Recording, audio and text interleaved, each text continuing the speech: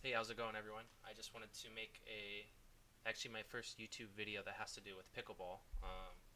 I've always been a paddle nerd for as long as I can remember. Literally, I've ever since raw carbon first came out, I was extremely obsessed with all the different types of paddles. Back then, it was fiberglass surface was really popular. This was back in like the Selkirk amped days, but I've always just been real interested in the technology and paddles, and every year I follow along like probably way too closely, and I've bought way too many paddles like a lot of you, and yeah, I don't know, I've just enjoyed it a lot. But recently I've been using the J2NF paddle, which is seems like it's getting so much buzz everywhere online. Everybody has only positive things to say about it, and a lot of people are maining it. And I don't know, I feel like I just wanted to give my opinion on it, because I mean, I do think it is a good paddle, but and if I would use this paddle without trying this paddle that I'm about to talk to you about, I would say this would probably be my main for sure. I mean, I've played with literally probably 80% of the paddles out there. Not so much like the newer small companies, but just in general, like all of the Gen 3, all the Gen 2s. Like I couldn't even name all the paddles that I've tried, and I always switch because after a couple months of heavy use, obviously the grit's gonna wear out because that happens. There's no way around it. But um, it seems like all the polypropylene paddles, like the honeycomb core, just like slowly starts developing like dead spots where like your third shots just don't go over the net like they used to. I don't know. It seems like consistent across almost all paddles. But when I started playing with this paddle right here, the Carbon 2, after like a month or two of play, because I've been maining this paddle since it came out, it is still super consistent. Like it's insane. Like unlike any paddle. I mean, the grit on this paddle that I have right here is like nothing pretty much. I mean, when it first came out, there was some grit on there, obviously, but a lot of the newer UPA paddles, they don't have that much grit, as most of you guys probably know. But this paddle still gets good spin, and the consistency is like my number one thing. Is like this thing is still so consistent. I would say at my local courts, the play is probably around like 4.0 to like 4.5, right in there. It's not like super high level, but it's also not super beginner. So there are a lot of shots that I'm getting to test out with these paddles. But yeah, I just wanted to go through like the main differences between these two paddles, the Carbon 2, then the Honolulu J2NF, which is an extremely popular paddle that everybody's talking about right now. I tried to main it. I mean, I used it for a few weeks, and then I just went back to this paddle. And even though this paddle has like, I don't know, I bought it in like April or whenever this paddle came out, I got it. And even going from the J2NF back to this paddle, I still just love it. It's just so nice. Like I don't even think about this paddle in my hands. But yeah, I think I just wanted to go over like the main comparison in my opinion, between these two, if you were thinking about it. And also the TF4 Trufoam paddle just launched, or it's launching tomorrow, I believe. So when I get that paddle, I will compare it as well. And yeah, I mean, I do have a 10% off discount code for the Carbon as well, which is just ThomasFL, ThomasFL. But yeah, the main differences between these two paddles, and like I said, if you never use this Carbon, I think you would main this paddle. Like it's so good. It does everything so good. But my only issue is it just feels heavy in my hands compared to the Carbon Trufoam.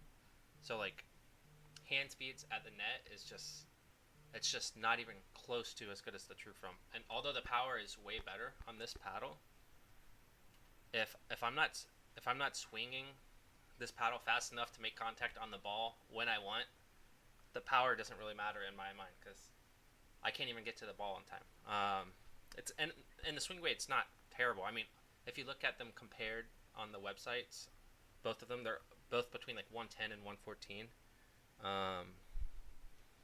So like they're very close. But I would like to see like the different, like, in my mind, swing weight does not feel the same if it's a 14 millimeter paddle or a 16 millimeter.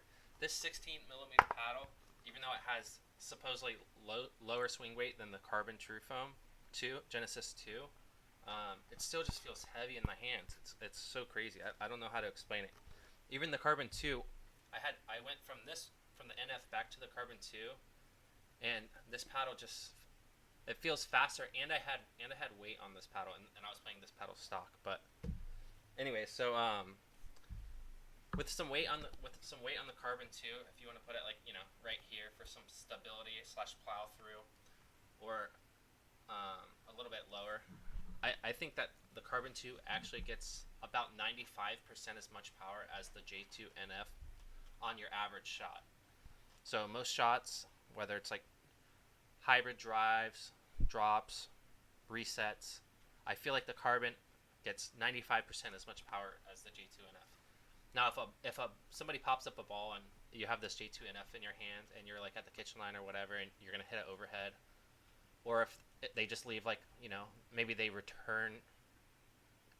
do their second shot, return, you serve, they return it mid-court, and they like leave a floater or something, like, all right, the power on this paddle is gonna be significantly more than the Crbn 2 Trufoam, for sure. If you have time to set up and put up and get in place for a drive or whatever. But overall, I really think that the consistency and the power on this Crbn, on the Crbn 2 Trufoam, when you add a little bit of weight now, you do want to add just a little bit of weight on there.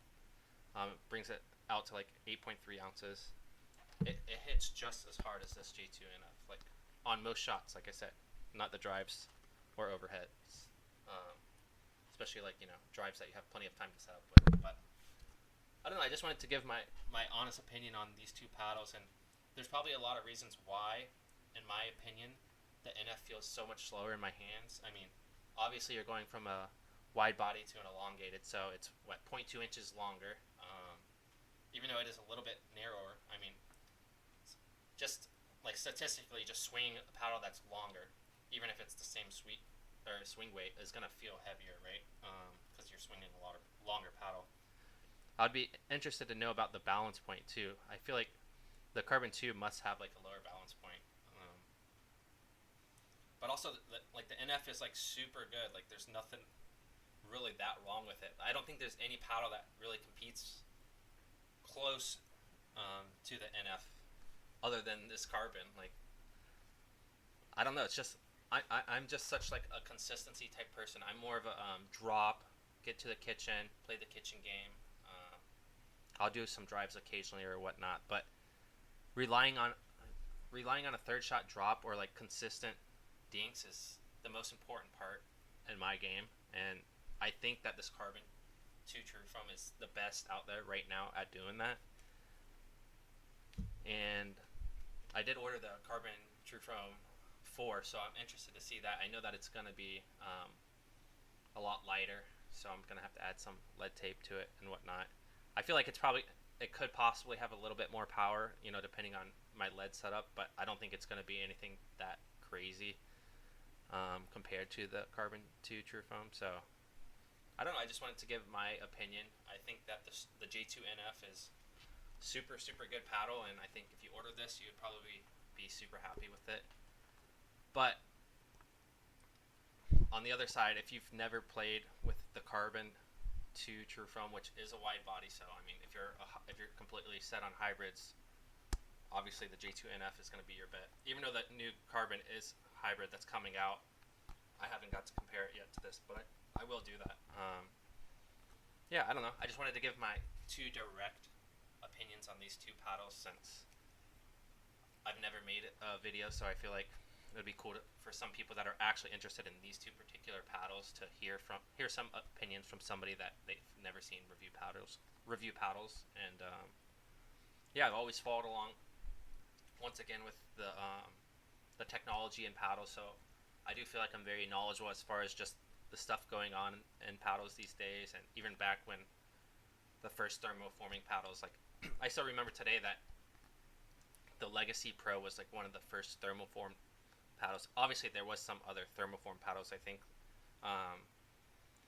before that nobody really talked about. Like I want to say like the Black Ace or something. They claim that they one of those edgeless paddles claimed that they had thermoform paddles, which I mean whatever. But Legacy Pro was like one of the first ones, and when that paddle first came out, people were like, "Power paddle," you know, and that thing is so soft today. Like it hits so it's crazy, and just to see how far like the technology has come, and yeah, I just wanted to make a quick video just comparing the NF versus the Crbn to Trufoam, and soon to be the Crbn TF4. I will make another video as well. And like I said, I do have a code for the Crbns if you're interested. It's just ThomasFL, like Thomas, Florida, so THOMASFL. And yeah, just for 10% off. And I mean, I don't know. That's just my first video. I just wanted to share my thoughts.